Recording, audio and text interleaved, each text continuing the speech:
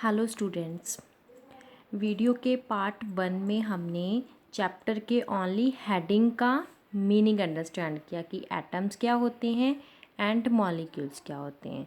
तो आपको अभी तक पता चल गया कि एटम्स जो होते हैं बहुत टाइनी पार्टिकल्स होते हैं, ठीक है, और सिंगल सिंगल होते हैं। इनके कम्बिनेशन से जो चीज़ बनती है उसको हम बोलते हैं मॉलिक्यूल्स। जैसे हमने कुछ एग्जांपल्स भी लिखी हैं एटम की, hydrogen, oxygen, carbon, nitrogen, and molecules की हमने लिखी है वाटर एंड अमोनिया। इनके कम्बिनेशन से ये चीज़ बन रही है। तो अभी हम स्टार्ट करते हैं अपना chapter. Ancient Indian and Greek philosophers have always wondered about the unknown and unseen form of matter. The idea of divisibility of matter was considered long back in India around 500 BC. Means जो ancient Indian, बहुत पुराने Indian लोग थे and philosopher थे, वो इस चीज़ के बारे में बहुत हैरान थे, unseen and unknown forms of matter, matter की फॉर्म्स के बारे में। द आइडिया ऑफ डिविजिबिलिटी, यहाँ पे आइडिया ऑफ डिविजिबिलिटी का जो मीनिंग है ये हम अंडरस्टैंड करते हैं। उसके लिए भी आप अपनी कॉपी पेन अपने पास रखो, जैसे कि मैं पहले भी बोलती हूँ, ठीक है। आइडिया ऑफ डिविजिबिलिटी आपको समझा रही हूँ। सपोज हमारे पास ये एक कंपाउंड है, हमने इसकी ब्रेकेज कर दी, इसको तोड़ दिया, तो ये 2 पार्ट्स में डिवाइड हो जाएगा। अभी हमने फर्दर इसको तोड़ दिया, ब्रेक डाउन कर दी इसको, ठीक है। उसके बाद ये आगे भी डिवाइड हो गया। ऐसे ऐसे हम इसकी डिवीज़न करेंगे, इसको ब्रेक डाउन करते जाएंगे और इसकी फर्दर डिवाइडेशन होती जाएगी। मीन्स कि हमने एट द एंड एक ऐसे पॉइंट पे पहुंच जाना है जब इसकी ब्रेकेज बहुत ही ज़्यादा स्मॉल हो जाएगी, एक टाइनी पार्टिकल में आ जाएगा जी। तो इसका मतलब आइडिया ऑफ डिविजिबिलिटी, तो आइडिया ऑफ डिविजिबिलिटी का मीनिंग क्या है? हमने किसी कंपाउंड को तोड़ दिया और इतना ज़्यादा तोड़ना है कि उसकी बहुत टाइनी फॉर्म हमें मिल जाए। इससे हमें पता चलता है कि इस चीज़ के कम्बिनेशन से ही ये कंपाउंड जो हुआ है ये फॉर्म हुआ है, ठीक है। मीन्स अगर ऐसी वाली चीज़ों को मिलाया गया तभी ऐसा कंपाउंड हमारे सामने है। तो ये है आइडिया ऑफ डिविजिबिलिटी। हम किसी सब्सटेंस को तोड़ेंगे, बहुत ज़्यादा तोड़ देंगे, एट द एंड हमें एक चीज़ मिलेगी जिसको हम बोलते हैं एटम।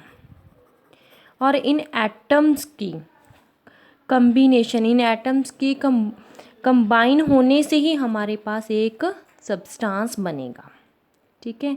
तो ये है idea of divisibility. Now An Indian philosopher Maharishi Kant postulated that if we go on dividing matter, पदार्थ, ये इंडियन फिलोसफर ने मैटर को पदार्थ का नेम दिया। We shall get smaller and smaller particles, हम इसको ब्रेक डाउन करेंगे स्मॉलर एंड स्मॉलर पार्टिकल्स में। Ultimately, a stage will come when we shall come across the smallest particle beyond with which further division will not be possible. At the end हम एक ऐसी stage पे पहुंच जाएंगे जैसे कि मैंने दिखाया था आपको, ऐसे वाली स्टेज, यहाँ पे इसकी फर्दर डिवीज़न जो है वो पॉसिबल नहीं होगी, ठीक है।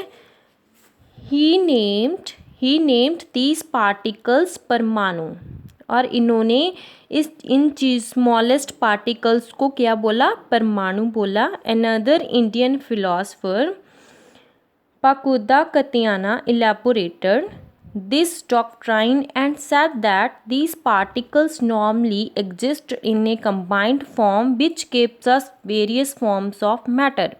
इन्होंने बोला कि हर चीज़ जो है एक दूसरे के साथ कम्बिनेशन में है और उसकी बहुत सारी वेरियस फॉर्म्स ऑफ मैटर की जो है नेचर में एग्जिस्ट कर रही हैं, ओके।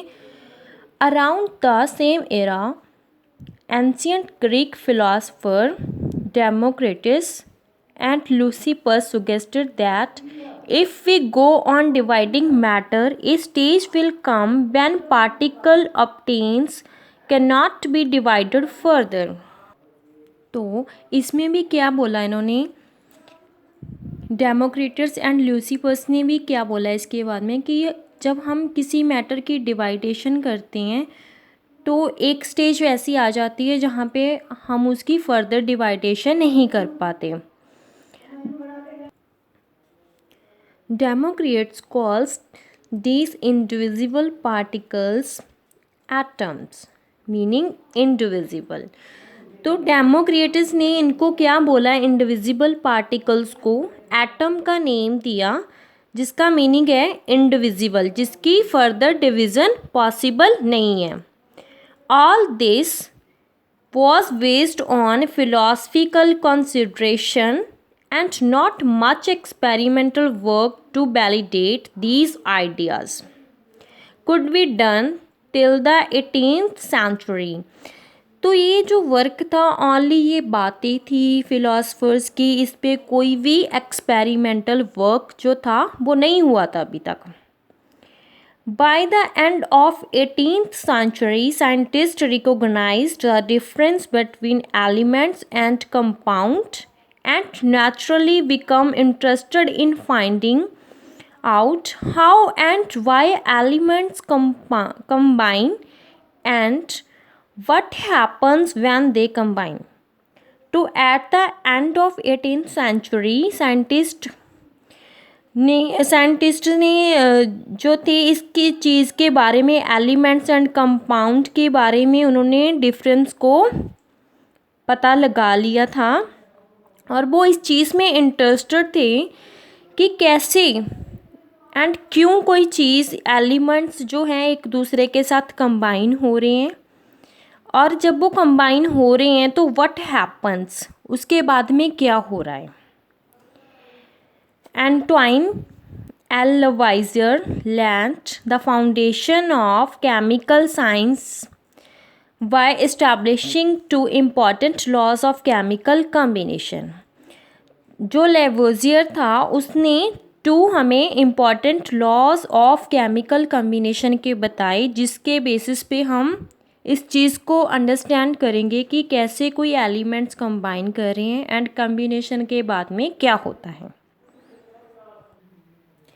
उसके बाद में हम अभी पढ़ते हैं, हमारे पास लोवाइजियर ने हमें क्या किया था, टू लॉज ऑफ केमिकल